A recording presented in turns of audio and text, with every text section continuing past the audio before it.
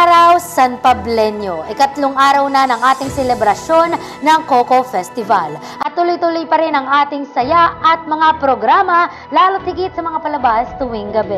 Kagabi nga ay naging matagumpay ang People's Night at sa episode na ito ay mapapanood pa rin natin ang ating mga barangay information officers upang maghatid ng mga updates sa naturang event.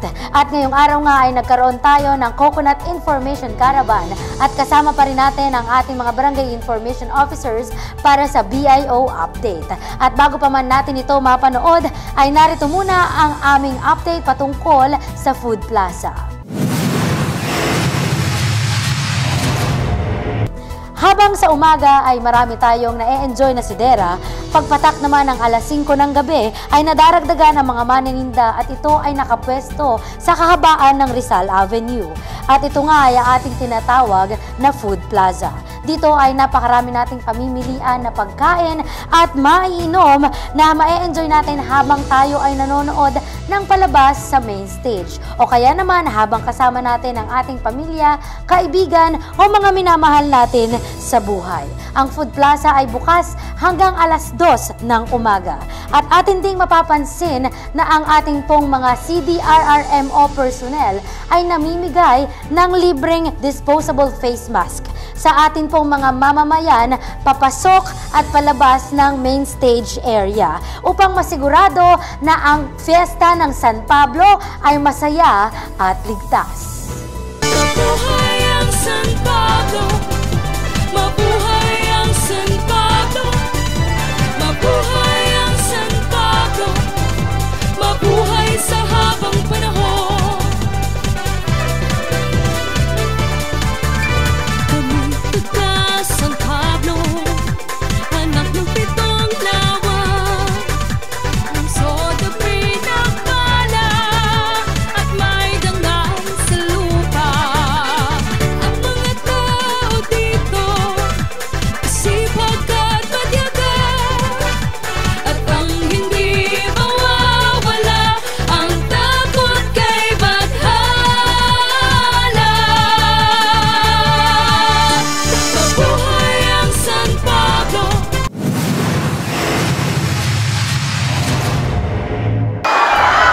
Andito tayo ngayon sa Main Stage Plaza upang masaksihan ang People's Night, isa sa pinakaabangan ng bawat San Pableño sa tuwing sasapit ang Coco Festival. Ilan sa mga inaabangan ng ating manonood, ang Nobita, Fritzy Magpok, Makikaw at NG Supreme. Ito ay handog ng sangguniang panlalawigan na pinangungunahan ni Gobernador Ramil Hernandez. Mabuhay ang San Pablo! Mabuhay ang San Pablo! Mabuhay ang San Pablo! Mabuhay sa habang panahon! Kami taga San Pablo, anak ng pitong lawa, so the pinakala at may dangal sa lupa. Ang mga tao dito sipag at matyaga, at ang hindi mawawala ang takot kay Bathala. Mabuhay ang San Pablo! Mabuhay ang San Pablo! Mabuhay ang San Pablo! Mabuhay sa habang panahon! Happy Fiesta po sa lahat ng taga San Pablo. Maraming salamat po sa mainit na pataglap at makakaasa po kayo na pamahalang palalawigan ay patuloy ang suporta sa siyudad ng San Pablo. Happy Coco Festival po sa inyo lahat. Yan po ang mga kaganapan ngayong gabi dito sa People's Night. Ito po si Darwin Avila, ang Barangay Information Officer ng Barangay San Rafael.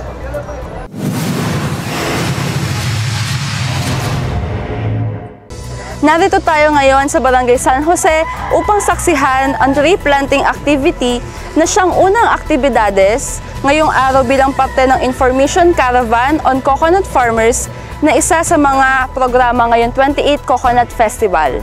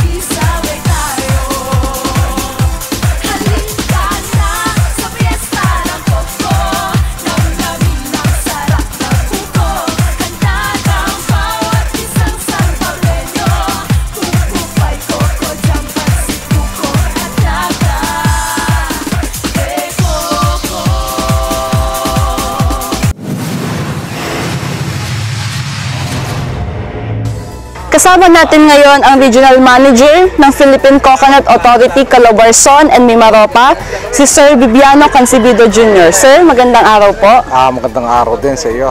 Pwede niyo po ba kaming bigyan ng konting impormasyon tungkol sa ating caravan? Itong tinatawag nating information caravan ay isinasagawa ng Pangasiwa ng Niyog sa Pilipinas, ay yung tinatawag na Philippine Coconut Authority o PCA, kung saan amin pong inilalatag yung isang malawakang programa para sa ating magdiniyog at sa pangkalatang industriya nito. At ito po ay bibilangan din ng 16 na ahensya ng gobyerno kung saan ang lahat ay nagtutulong para mapaunlad po itong ating industriya sa pamamagitan ng 7 component program kung saan ang lahat po ng ito ay nakatutok lamang sa ating mga magsasaka ng niyog. Kasama na po rito yung may scholarship po tayo para sa ating mga anak ng mga magniniyog. Narito rin po yung libreng crop insurance na pinatutupad naman ng PCIC, at ang lahat na po ito ay nakapaloob sa tinatawag nating Coconut Farmers and Industry Development Plan. Ito po ay inotor ng ating Senator Cynthia Villar. Ito po ang panguling author ng batas nito, kung saan yun nga yung ating pong Coconut Levy Fund ay ating pong papakinabangan sa pamamagitan ng iba't ibang programa na inilatag ng iba't ibang ahensya ng pamahalaan. Yun po. So ano po yung pinaka-main layunin po natin para sa araw na to sa ating mga kasamahan sa coconut industry? Isinasagawa po natin itong tree planting at saka coconut tree planting at saka yung information caravan, at isinabay po natin sa pagdiriwang ng Coco Festival ng San Pablo City. Yes po. Sapagkat hindi naman lingid sa atin na itong Coco Festival ay malawak ang abot, kung kaya't ito'y inaabangan hindi lamang sa ating lungsod kundi sa iba't ibang karatig po, kung kaya't sinamantala natin pagkakataon na yung paglalatag po ng programa ng PCA para po sa ating magsasaka ng niyog ay dito po natin isabay itong information caravan para sa malawak na kamalayan. At kumbaga ang ating mga higit na nakakarami magsasaka ng niyog ay makakuha ng mga benepisyo nga na inilalatag dito. Kasama rin nga po pala natin napakahalagang bahagi o component ng programa ay yung pong mga kooperatiba ng mga magsasaka ng niyog, sapagkat yung pong mga proyektong pagpapatas ng antas ng kanilang kabuhayan ay ipapadaan natin sa mga kooperatiba ng mga magsasaka ng niyog, at dito ay kasama naman po natin ang mga taga-Cooperative Development Authority, kung saan sila po ang nag-oorganisa para maging isang lehitimong kooperatiba o rehistradong kooperatiba itong mga samahan na magsasaka ng niyog, at para naman sila ay makakuha nga ng ating mga programang panggrupo, kasi hindi naman po pwedeng itong mga kagaya ng mga processing na negosyo, processing to high value products ay isa-isa natin ibigay. So sa pamamagitan ng kooperatiba ng mga magsasaka ng niyog, ito'y papakinabangan po nila. Yan. So maraming salamat po sir, at masaganang araw po sa ating lahat. Ay, salamat din po sa inyong lahat.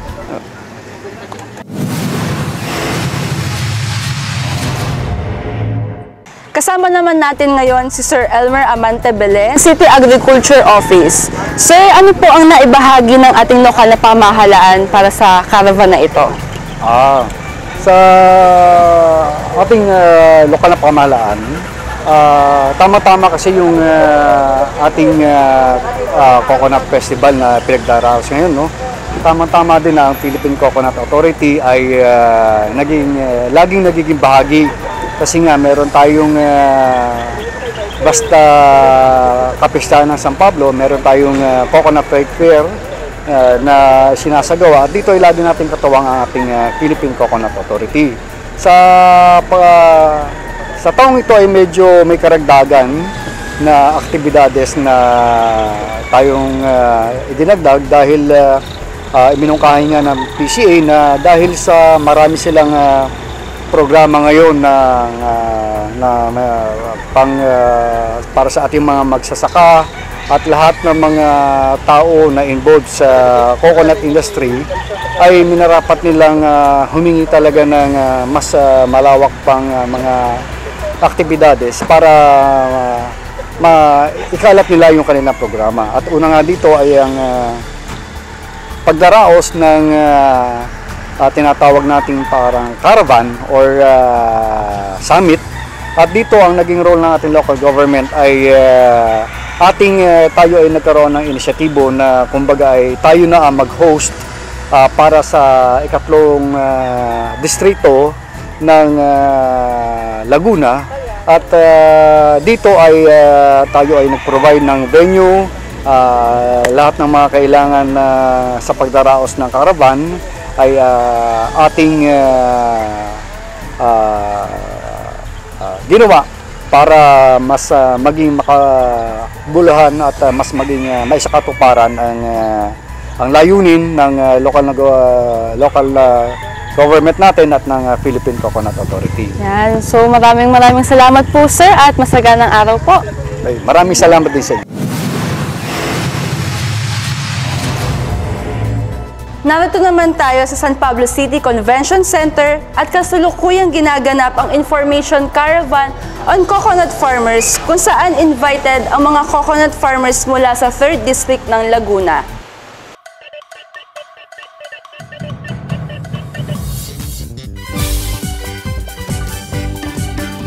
Mabuhay ang San Pablo, mabuhay ang San Pablo, mabuhay ang San Pablo, mabuhay sa habang panahon.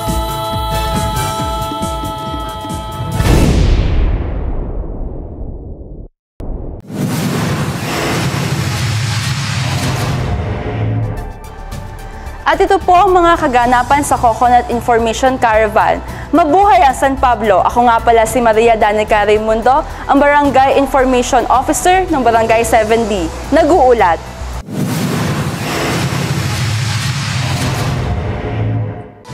Marami pa ang mga programang ating kinaaabangan sa ating 5-day celebration ng Coco Festival. At ang lahat pa rin ay pinaalalahanan na i-observe ang minimum health standard. At mamayang gabi nga po ay ating namang matutunghayan ang Congressman's Night na handog na walang iba kong Amben Amante. Alam kong excited na ang lahat na mapanood si Gigi Delana kasama ang Gigi Vibes at Rocksteady. Kaya naman, manatili po tayong nakatutok sa aming Facebook account at YouTube channel, CIO San Pablo. Mayroon po kaming live streaming tuwing gabi sa ating palabas sa Main Stage Plaza. Muli po, atin pong pakakatandaan ng lokal na pamahalaan sa pamumuno ng ating punong lungsod, Vicente V. Amante, ay laging bukas at handang maglingkod para sa lahat. Kaya naman upang manatiling updated sa mga kaganapan at anunsyo sa ating bayan, tutok lamang sa City Information Office. Ito po ang CIO Hour kasama ang mga Barangay Information Officers para sa BIO Update. Abangan po natin ang mga susunod pa po naming episode sa atin pong updates patungkol sa Coco Festival. Ako po si El Galomo, mabuhay ang San Pablo!